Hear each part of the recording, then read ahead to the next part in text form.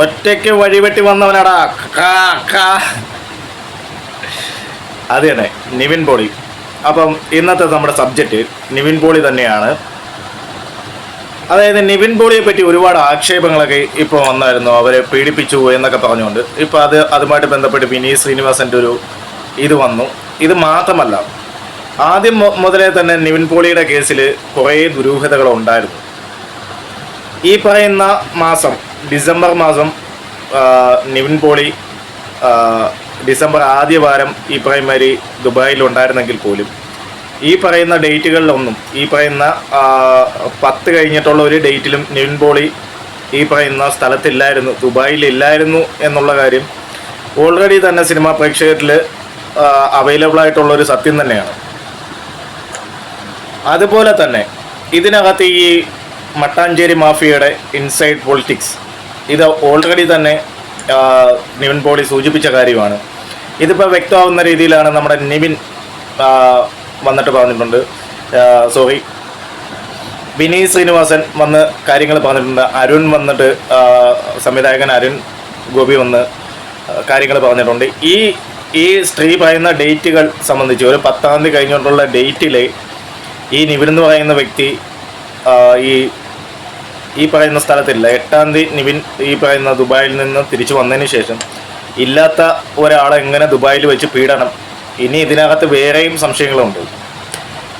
ഒന്നാമത്തെ കാര്യം, ദുബായിൽ വെച്ചൊരു പീഡനം നടന്ന അവരുടെ നാട്ടിൽ വന്ന് ഭർത്താവ് പറഞ്ഞിട്ട് ഈ കേസ് കൊടുത്തു എന്നാണ് പറയുന്നത്.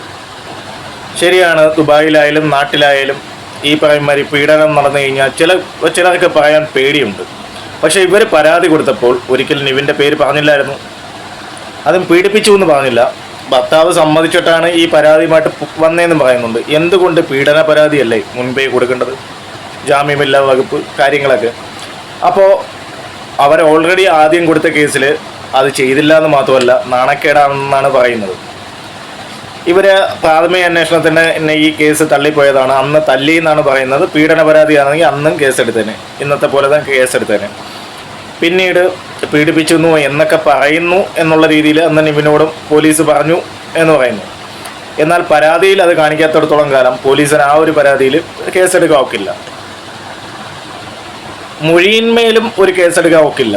ഇപ്പോൾ ഇവർ പറയുന്ന പോലീസിന് കൊടുത്ത മൊഴിയിന്മേൽ കേസെടുക്കണമെന്ന്, അങ്ങനെ എടുക്കാൻ ഒക്കില്ല. അപ്പം അങ്ങനെയെങ്കിൽ ഇന്ന് ഇപ്പോൾ പല മൊഴികളുടെ മേൽ പോലീസ് ആക്ഷൻ എടുത്ത് കഴിയണം. ഇനി ഇതിനകത്ത് ഉള്ള കാര്യങ്ങളും കൂടെ പറയാം. ഈ ശ്രേയ എന്ന് പറയുന്ന വ്യക്തി, ഇവർ പറയുന്ന ഈ ശ്രേയ എന്ന് പറയുന്ന വ്യക്തി ഇൻവോൾവ് ആയിട്ട് ഈ പെണ്ണിന് അനുകൂലമായിട്ടുള്ള രീതിയിലൊക്കെയാണ് ഒരു ഇത് കൊടുക്കുന്നത്. അപ്പം ഈ ശ്രേയ ഈ പറയുമാതിരി എറണാകുളത്ത് പട്ടാഞ്ചേരി ആ ഭാഗത്തുള്ള ഒരു പെണ്ണാണ് എന്നാണ് നമ്മൾ അറിയുന്ന വിവരങ്ങൾ. നമുക്ക് കൃത്യമായിട്ട് അറിയില്ല. അപ്പോൾ ആ സമയത്ത് നിവിൻ ഉണ്ടെന്നൊക്കെ അവർ മൊഴി കൊടുത്തു എന്നും ഒക്കെയാണ് പറയുന്നത്. മാത്രമല്ല നിവിൻ്റെ പേര് മാത്രം ഇവിടെ ഹൈലൈറ്റ് ചെയ്ത് വരികയും ബാക്കിയുള്ളവരുടെ പേരെല്ലാം മുക്കിക്കളയുകയും ചെയ്തിരിക്കുന്നു. ഇനി നിവിനും ഈ പ്രൊഡ്യൂസറും തമ്മിലൊരു ഇഷ്യൂ ഉണ്ട് എന്ന് പറഞ്ഞു കഴിഞ്ഞാൽ, ഇതിന് മുമ്പ് നിവിൻ എടുത്ത ഒരു വണ്ണമൊക്കെ ഉള്ളൊരു സിനിമ പൊട്ടിപ്പാളീസായിരുന്നു. ആ സിനിമ നിവിൻ തന്നെ നിവിൻ്റെ പൈസയ്ക്ക് എടുത്തതാണ്. അപ്പം നിവിൻ ഈ പറയുന്ന പുള്ളിയുടെ കയ്യിൽ നിന്ന് കുറച്ച് പൈസ കടമൊക്കെ എടുത്തിരുന്നു. അപ്പോൾ അത് കൊടുക്കാൻ കുറച്ച് ലേറ്റൊക്കെ ആയെന്നാണ് അറിയുന്നത്. ഇപ്പോഴും തീർത്ത് കൊടുത്തിട്ടില്ല എന്നാണ് അറിയുന്നത്. അപ്പം ഈ പറയുന്ന അങ്ങനെ ഒരു ഗെയിം വരാൻ ചാൻസ് ഉണ്ട്. അപ്പോൾ എന്തായാലും അവൻ ഒറ്റയ്ക്ക് വഴിവെട്ടി വന്നവൻ തന്നെയാണ് നിവിൻ പോളി. അവൻ ഒരുപാട് കഷ്ടപ്പെട്ടാണ് വന്നത്, അറിയാം. സിനിമയുടെ ഒരുപാട് പിന്നണിയിൽ നിന്ന് അവൻ കഷ്ടപ്പെട്ട് വന്നു. ഇതേ കണക്ക് ഒരുപാട് കേസുകൾ, ഈ അമ്മയുമായിട്ട് ബന്ധപ്പെട്ട ഒരുപാട് കേസുകൾ ഫേക്ക് അലിഗേഷനുകളാണെന്ന് വരും ദിവസങ്ങളിൽ തെളിയും. കാര്യം ഇതിൻ്റെ പുറവിൽ ഇപ്പോൾ ആഷിഖ് അബുവിനെതിരെയൊക്കെ ന്യായപരമായിട്ടുള്ള കേസ് വന്നിട്ട് പോലും അതൊന്നും ആരും ചർച്ച ചെയ്യുന്നില്ല. ഈ പറയുന്ന ലഹരി മാഫിയുമായിട്ട് ബന്ധപ്പെട്ട് റീമ കല്ലിങ്കലിനെതിരെ വന്നിട്ട് എന്താ തന്നെ എല്ലാവരും ചെയ്യുമാതിരി ഇവരാകെ ചെയ്തതെന്ന് പറഞ്ഞു കഴിഞ്ഞാൽ ഒരു അങ്ങോട്ട് കള്ളമാണെന്ന് പറഞ്ഞുകൊണ്ട് എന്നിട്ട് വേറെ കാര്യങ്ങളെയൊക്കെ ഹൈലൈറ്റ് ചെയ്തുകൊണ്ട് ഒക്കെയാണ് വന്ന് ന്യായീകരിക്കുന്നത്. അപ്പം ഇതിൻ്റെ യാഥാർത്ഥ്യം ജനങ്ങളിലേക്ക് എത്തുന്നു. സോ നിവിൻ പോളി ഇതിനകത്ത് ആദ്യം മുതലായിട്ട് ആക്ഷൻ നമ്മളൊരു ബിഗ് സല്യൂട്ട് കൊടുത്തേ പറ്റൂ. Big salute bro. കാര്യം പുള്ളി ആരെയും പേടിക്കാതെ മുന്നിൽ വന്ന് സംസാരിച്ചു. ഇനിയെങ്കിലും സിനിമാക്കാർ ഈ ഒരു ധൈര്യം കാണിക്കണം. സോ വരും ദിവസങ്ങളിൽ നമുക്കിതിനെപ്പറ്റി കൂടുതലറിയാം. പിന്നെ ഇവളെ പോലുള്ളവളുകാരെ ചാട്ടവാറിനടിക്കണമെന്നേ പറയും. കാര്യം ഇത്തരം ഫേക്ക് അലിഗേഷനുമായിട്ട് വരുന്നവർ ചാട്ടവാറിനടിക്കണം.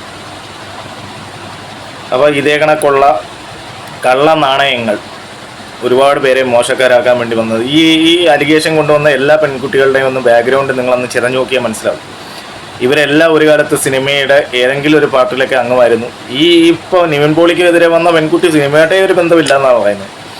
എന്തോ ആയിക്കോട്ടെ, ബാക്കിയുള്ളവരെല്ലാം സിനിമയുടെ പാട്ടിലാണ്. ഇവരെല്ലാം ഒരുപാട് തുണിയടിച്ചിട്ടുള്ള സിനിമയുടെ പാട്ടുമായിരുന്നു. ഈ പറയുമാതിരി ബി ഗ്രേഡ് സിനിമകളുടെയൊക്കെ പാട്ടായിരുന്നു ഈ വന്ന നേരത്തെ അലിഗേഷൻ ഉന്നയിച്ചിട്ടുള്ള പെണ്ണുങ്ങളെല്ലാം. അപ്പോൾ ഇവരാരും നല്ല നല്ല മനുഷ്യർ, എന്താ പറയുന്നത്, സമാധാനത്തിൻ്റെ വെള്ളരിപ്രാവുകൾ. പിന്നീട് എന്താ പറയുന്നത്, ഒരുപാട് പേർക്കെതിരെ പീഡന പരാതിയും മറ്റുമൊക്കെ ചെയ്തിരുന്നവരാണ്. സോ ഈ കാര്യത്തിൽ നമുക്ക് നിവിൻ പോളിയെ എന്താ പറയുന്നത് ഹാൻഡ്സ് ഓഫ് ചെയ്തുകൊണ്ട് നിർത്താം.